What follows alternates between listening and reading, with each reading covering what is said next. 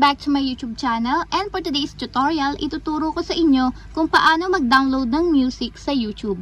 But first, kindly subscribe to my channel and don't forget to hit the subscribe button and the bell to notify you for my new updates. And if you want to learn more, just keep on watching and let's start! So for today's video, gagamit tayo ng Google Chrome browser. So ito yung aking Google Chrome. So pagka-open yan, pumunta agad kayo dun sa search bar, then search nyo lang yung youtube.com. So dito tayo mag-open ng ating YouTube. So yan, pagka-open ng inyong YouTube account, i-click nyo lang itong 3 dots na nandito sa taas. So gagawin muna natin siyang desktop site. So yan, hanapin nyo yung desktop site, then lagyan nyo ng check itong small box. So yan, para mapunta siya sa desktop site. So yan, kapag okay na, pumunta kayo dun sa mismong channel ng inyong account. So your channel. So yan, dapat ganito yung lalabas dun sa inyong mismong channel. So yan, may makikita kayo ditong customize channel. So piliin nyo lang itong customize. So yan, directly mapupunta tayo sa mismong YouTube Studio na naka-desktop site. So yan, dapat ganito yung lalabas, yung channel customization ng inyong account. So yan, isusum in ko lang para mas makita nyo yung options.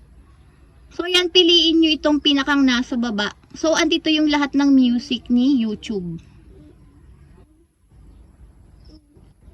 So kung makikita nyo, ito ay mga list ng mga free music na pwedeng i-download kay YouTube.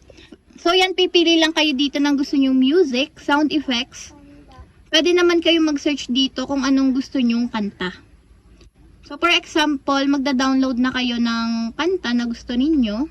So yan, for example, nakapili na kayo ng gusto nyong kanta and then gusto nyo na siyang i-download. So for example, itong Girasol yung i-download ko, itong pinakang nasa unahan. So ang gagawin nyo lang, i-play nyo muna siya, pindutin nyo itong play button dito sa may side niya. So kailangan i-play muna siya. So yan, nagpe-play na yung Girasol. So i-scroll nyo lang siya, papunta dito sa right. So may lalabas siya na option na download. So i-click nyo lang yung download dito sa side.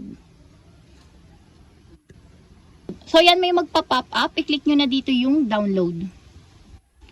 So yan, automatic nagda-download na yung inyong song na pinili. So para ma-check, i-check lang natin dito sa download history. So yan, i-check nyo lang dito sa downloads.